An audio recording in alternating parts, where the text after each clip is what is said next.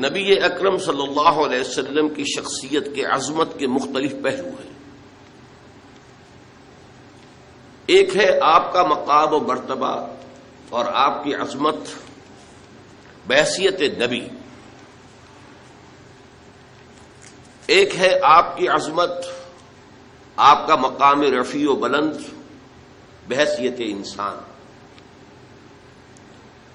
پھر انسان کی حیثیت سے بھی ایک پہلو ہے روحانیات کا، آپ کا مقام اور مرتبہ روحانی اعتبار سے،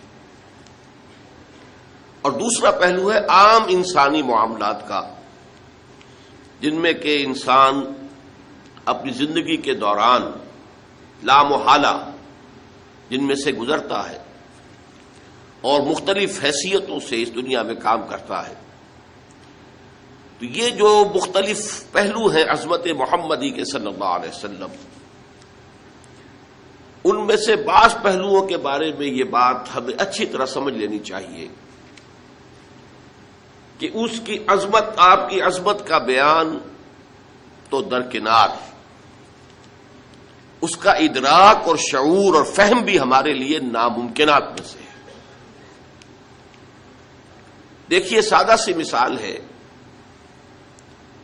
کہ ایک معالج کا، ڈاکٹر کا، حکیم کا کیا مقام اور مرتبہ ہے اپنے فن میں، اس سے ظاہر ہے صرف کوئی معالج یا حکیم اور ڈاکٹر ہی جان سکتا۔ ایک انجینئر کا کیا مقام ہے اپنے فن میں، اس سے واقفیت صرف انجینئر کو حاصل ہو سکتی ہے۔ لہذا ایک نبی کی حیثیت سے محمد الرسول اللہ صلی اللہ علیہ وسلم کا کیا مقام اور مرتبہ ہے، یہ صرف کسی نبی ہی کے لیے ممکن ہے کہ اس کا اندازہ کر سکے۔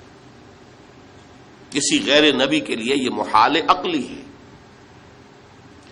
مزید برآں کسی بھی انسان کا کسی فن میں کیا مقام ہے، اس کا جو ایگزیکٹ تعین ہے، وہ وہی شخص کر سکتا ہے جو اس فن میں اس سے بالا تر ہو۔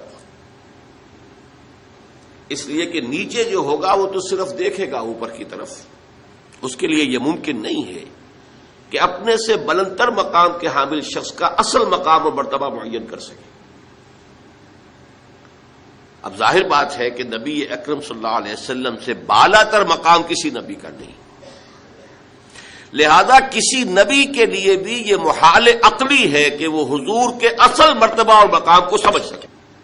کجا یہ کہ عام انسان غیر نبی، اس کے لیے تو جیسا کہ میں نے عرض کیا یہ محالات عقلیہ میں سے۔ اسی طرح روحانی اعتبار سے حضور کا کیا مقام ہے، ظاہر بات ہے کہ ہم جیسے لوگوں کے لیے اس کا ادراک و شعور ممکن نہیں۔ میں سمجھتا ہوں کہ بڑے سے بڑے صوفی اور بڑے سے بڑے ولی اللہ کے لیے بھی ممکن نہیں ہے کہ حضور کے روحانی مقام کا پورا ادراک کر سکے۔ ان دونوں پہلوؤں سے جب ہماری عقلیں اور ہمارا فہم و شعور اور ادراک عاجز ہے تو اس کا مفہوم یہ ہوا کہ اس کو بیان کرنے کی کوشش کرنا بہت بڑی خطا، بہت بڑی غلطی ہے۔ یہ بڑی خطا اس اعتبار سے نوٹ کیجیے، سادہ سی مثال سے بات سمجھ میں آ جائے گی۔ ایک لطیفہ ہے، کسی دیہاتی کی کوئی مشکل تھی جسے کسی ایک شہری بابو نے، شہری شخص نے حل کر دیا، اور وہ شخص جو تھا شہری، وہ ڈپٹی کمشنر تھا، لیکن اس دیہاتی نے اسے دعا دی، خدا تجھے پٹواری بنائے، اس لیے کہ اس دیہاتی کے لیے سب سے بڑا عہدہ، سب سے زیادہ صاحب اختیار ہستی پٹواری کی تھی۔ اس کی تھوڑی سی جنبش قلم سے اس کی زمین کسی اور کے نام درج ہو جاتی، انتقال ہو جاتا، اسی کے قلم کی جنبش سے مالیانہ معاف ہو جائے گا۔ سارے اختیارات اس دیہاتی کے جو ہیں، اس کاشتکار کے جو ہیں، وہ تو اس کے ہاتھ میں ہیں۔ اسے کیا معلوم کہ اس پٹواری سے لے کر اس ڈپٹی کمشنر تک کتنے عہدے ہیں درمیان میں، اور وہ شخص کتنے مقام بلند پر فائز ہے جسے وہ دعا دے رہا ہے پٹواری ہونے کی۔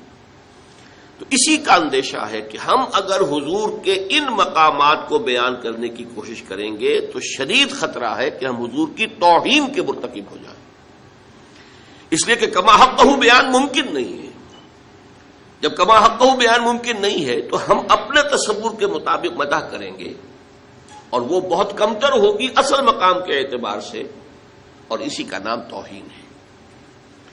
یہی وجہ ہے، دیکھیے شیخ سعدی رحمۃ اللہ علیہ نے نہایت سادگی کے ساتھ میری ساری گفتگو کو سمو دیا اپنے 2 اشعار میں، یا صاحب الجمال و یا سید البشر من وجهك المنیر لقد نور القمر لا يمكن الثناء كما كان حقه بعد از خدا بزرگ توئی، قصہ مختصر۔ جتنا ان کا حق ہے کہ ان کی ثنا کی جائے وہ ممکن ہی نہیں ہمارے لیے، لا يمكن الثناء كما حقه۔ بس ہمیں صرف یہ کہہ کر جو ہے اس بات کے دامن میں پناہ لینی ہے کہ بعد از خدا بزرگ توئی، قصہ مختصر۔ اللہ کے بعد آپ ہی کی ہستی ہے بلند ترین، عظیم ترین۔ اب اسے کس طرح بیان کریں، کیا بیان کریں؟ ہمارا تصور سے بھی آگے بڑھ کر تخیل بھی سرنگوں ہے کہ وہ اس مقام بلند و رفیع کا کوئی ادراک اور شعور کر ہی نہیں سکتا۔